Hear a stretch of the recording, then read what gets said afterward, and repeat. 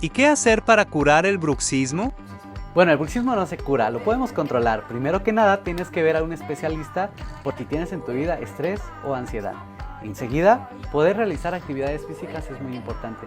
Posteriormente, reducir el consumo de drogas o estimulantes como cafeína, alcohol o cigarro. Podemos nosotros ayudarte con una guarda relajante o una férula interdental. Si es necesario, tendríamos que colocar Botox en los maceteros.